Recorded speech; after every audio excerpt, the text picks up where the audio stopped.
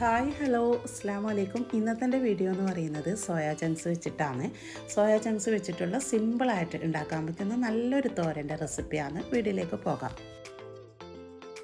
1.5 cup soya വെച്ചിട്ടാണ് ഞാൻ ഈ ഒരു തോരൻ ഉണ്ടാക്കുന്നത്. സോയ ഞാൻ ആദ്യം ഒരു പാത്രത്തിലേക്ക് മാറ്റിയിട്ട് അതിലേക്ക് തിളച്ച വെള്ളം ഒഴിച്ച് കൊടുക്കുക.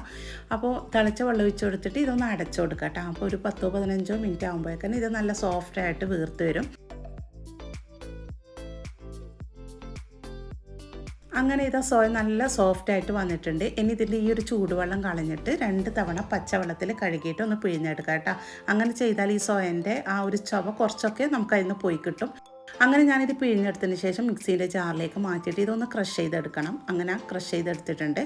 പിന്നെ അരച്ചങ്ങ് പേസ്റ്റ് ആക്കാനൊന്നും പാടില്ല കേട്ടോ. ഈ ഒരു രീതിയിൽ എടുക്കുക. ഇത്രയും പൊടിയണമെന്നില്ല, ഇതിപ്പോൾ കുറച്ചധികം പൊടിഞ്ഞു പോയിട്ടുണ്ട്. ചെറിയ ചെറിയ പീസാക്കിയിട്ട് തന്നെ എടുത്താൽ മതി. അടുത്തതായിട്ട് ഇതിൻ്റെ അരപ്പ് തയ്യാറാക്കാനായിട്ട് 1.25 കപ്പ് തേങ്ങ ഒരു മിക്സിയുടെ ജാറിലേക്ക് ഇട്ട് കൊടുക്കാം. പിന്നെ ചേർക്കുന്നത് കുരുമുളകാണ്. 1 ടേബിൾ സ്പൂണ് കുരുമുളകാണ് കേട്ടോ ചേർത്ത് കൊടുത്തിട്ടുള്ളത്. ഇനി ഇതിലേക്ക് ഒരു പച്ചമുളകൊന്ന് കീറിയിട്ട് ഇട്ട് കൊടുക്കാം. 1 ടേബിൾ സ്പൂണ് വലിയ ജീരകം ഇട്ട് കൊടുക്കാം. പെരുംജീരകമില്ലേ, അതാണ് ഇട്ട് കൊടുക്കേണ്ടത്. 1 ടേബിൾ സ്പൂണ് മുളക് പൊടി, ഇത് എരിവില്ലാത്ത കാശ്മീരി മുളകാണ്, അത് ഇട്ട് കൊടുക്കാം. പിന്നെ ഞാൻ ചേർക്കുന്നത് ചെറിയുള്ളിയാണ്, ഒരു 5 എണ്ണം എടുത്തിട്ടുണ്ട്. അതുപോലെ പിന്നെ വെളുത്തുള്ളി, അത് ഒരു 6 അല്ലിയാണ് എടുത്തിട്ടുള്ളത്. കുറച്ച് വലിപ്പമുള്ള വെളുത്തുള്ളി തന്നെയാണ് കേട്ടോ അത്. ഇനി ഇത് വെള്ളമൊന്നും ചേർക്കാതെ ഒന്ന് അരച്ചെടുക്കണം. അതായത് നമ്മൾ നിർത്തി പൾസ് ചെയ്തെടുത്താൽ മതി കേട്ടോ. ഒന്ന് നല്ല രീതിയിലൊന്ന് ഒതുക്കിയെടുക്കുക. പിന്നെ നന്നായിട്ട് മതിയാണ് കേട്ടോ. വെള്ളമൊന്നും പിന്നെ ചേർത്ത് കൊടുക്കാനേ പാടില്ല. വെള്ളം ചേർക്കാണ്ട് വേണം ഇത് അരച്ചെടുക്കാൻ. അടുത്തതായിട്ട് ഞാനിത് ഒരു അടുപ്പിലേക്ക് ഒരു പാൻ വെച്ച് കൊടുത്തിട്ടുണ്ട്. അതിലേക്ക് 2 ടേബിൾ സ്പൂണ് വെളിച്ചെണ്ണയാണ് ഒഴിച്ച് കൊടുത്ത് അതൊന്ന് ചൂടായി വന്നാൽ നമ്മൾ ഈ ക്രഷ് ചെയ്തെടുത്ത സോയയില്ലേ, ആ സോയ ഇതിലേക്ക് ഇട്ട് കൊടുക്കുക. 1/4 ടീസ്പൂണ് പതിയായിട്ട് മഞ്ഞൾപ്പൊടിയും അതുപോലെ പാകത്തിന് ഉപ്പ് ഇട്ട് കൊടുത്തിട്ട് ഇത് നല്ല രീതിയിലൊന്ന് കുക്ക് ചെയ്തെടുക്കുക. അതായത് ഈ ഒരു സ്റ്റെപ്പ് നമ്മൾ ചെയ്താൽ ഈ സോയൻ്റെ ആ ഒരു ചൊവയില്ല, ആ ചൊവ നമുക്ക് പൂർണ്ണമായിട്ട് മാറിക്കിട്ടും. നമ്മൾ ഈ ഒരു പിന്നെ തോരൻ കഴിക്കുന്ന സമയത്ത് സോയൻ്റെ ആ ഒരു ചൊവയേ ഉണ്ടാവില്ല.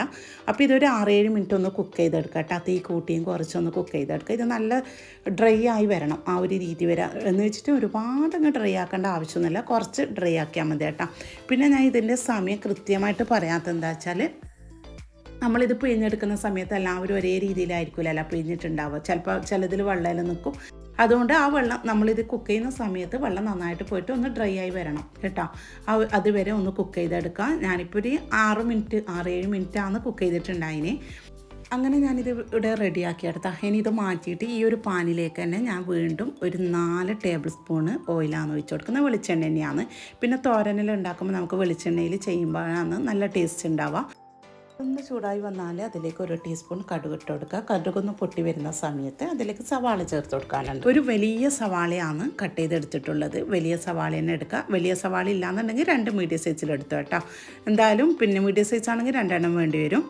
ഇനി ഇത് പിന്നെ നന്നായിട്ടൊന്ന് കുറച്ച് ഉപ്പിട്ട് കൊടുക്കട്ടെ. കുറച്ച് ഉപ്പിട്ട് കൊടുത്തിട്ട് ഈ ഒരു സവാളക്ക് വേണ്ട ഉപ്പ് മാത്രം ഇട്ട് കൊടുത്തിട്ട് നന്നായിട്ട് ഈ ഒരു രീതിയിലൊന്ന് കുക്ക് ചെയ്തെടുക്കാം. അതിനുശേഷം ഇതിലേക്ക് 1 ടേബിൾ സ്പൂണ് ഇഞ്ചി വെളുത്തുള്ളി ചതച്ചതും അതുപോലെ കുറച്ച് കറിവേപ്പിലയും കൂടി ഇട്ട് കൊടുക്കാം. എന്നിട്ട് ഒരു 1-1.5 മിനിറ്റ് വീണ്ടും ഒന്ന് കുക്ക് ചെയ്തെടുക്കാം. അങ്ങനെ ഇത് കുക്കായി വന്നിട്ടുണ്ട്. ഈ ഒരു സമയത്ത് ഇതിലേക്ക് നമ്മൾ ഈ ഒരു സോയാ ചങ്ക്സ് ചേർത്ത് കൊടുക്കാം. എന്നിട്ട് നല്ല രീതിയിൽ ഇത് ഒന്നുകൂടി നന്നായിട്ടൊന്ന് കുക്ക് ചെയ്തെടുക്കണം. ഇതെല്ലാം ഒന്ന് യോജിച്ച് വരുന്ന രീതിയിൽ ഒരു 2-3 മിനിറ്റ് ഒന്ന് കുക്ക് ചെയ്തെടുക്കാം. അതിന് ശേഷം ഉണ്ടല്ല ഞാനിത് ഈ ഒരു പിന്നെ അരപ്പ് ഇതിൻ്റെ ഈ സോയ സൈഡിലേക്ക് മാറ്റിയിട്ട് അരപ്പ് ഇതിൻ്റെ നടുവശത്തേക്കായിട്ട് ഇട്ട് കൊടുത്തിട്ടുണ്ട് കേട്ടോ. എന്നിട്ട് ഈ ഒരു സോയ ഇത് മൊത്തത്തിലൊന്ന് ഈ പിന്നെ അരപ്പിനെ മൊത്തത്തിലൊന്ന് പൊത്തിക്കൊടുക്കാം. എന്നിട്ട് ഒരു 5-6 മിനിറ്റ് വേണ്ടി വരും. ചെറിയ തീയിലൊന്ന് കുക്ക് ചെയ്യാം. ഇങ്ങനെ ഇത് ഈ ഒരു സ്റ്റെപ്പ് എന്തിനാണ് ചെയ്യുന്നതെന്ന് വെച്ചാൽ, ഇങ്ങനെ ചെയ്ത് കഴിഞ്ഞാൽ ഈ അരപ്പിൻ്റെ ആ ഒരു പച്ച ചൊവയില്ലേ, അതെല്ലാം നമുക്ക് പൂർണ്ണമായിട്ട് പോയി കിട്ടും. അതിന് വേണ്ടിയിട്ട് ഒരു 5-6 മിനിറ്റ് ഇതുപോലെ ഒന്ന് പൊത്തിക്കൊടുക്കാം. അങ്ങനെ ഇതൊരു 6 മിനിറ്റെല്ലാം കഴിഞ്ഞതിന് ശേഷം ഇത് മൊത്തത്തിലൊന്ന് ഇളക്കിയിട്ട് കുക്ക് ചെയ്യലാണ്. ഇനി ഇതൊരു കുറച്ച് സമയം കൂടി വീണ്ടും കുറച്ച് സമയം ഇതൊന്ന് കുക്ക് ചെയ്തെടുക്കുക. ഈ തേങ്ങ മൊത്തത്തിലൊന്ന് ഡ്രൈ ആയി വരണം. ഇതിൻ്റെ ആ ഒരു മൊത്തത്തിലെല്ലാ ഇതും പിന്നെ അതിൻ്റെ ആ വെള്ളത്തിൻ്റെ നനവെല്ലാം പോയിട്ട് നല്ല രീതിയിലൊന്ന് ഡ്രൈ ആവുന്നത് വരെ ഇതൊന്ന് കുക്ക് ചെയ്തെടുക്കുക. എന്തായാലും ഒരു 6-7 മിനിറ്റ് വേണ്ടി വരും കേട്ടോ. അതുവരെ ഒന്ന് കുക്ക് ചെയ്തെടുക്കുക. എന്നിട്ട് പിന്നെ തീ ഓഫ് ചെയ്തു. അങ്ങനെ ഇതാ നമ്മൾ സോയാ ചങ്ക്സ് തോരൻ ഇവിടെ റെഡി ആയിട്ടാ.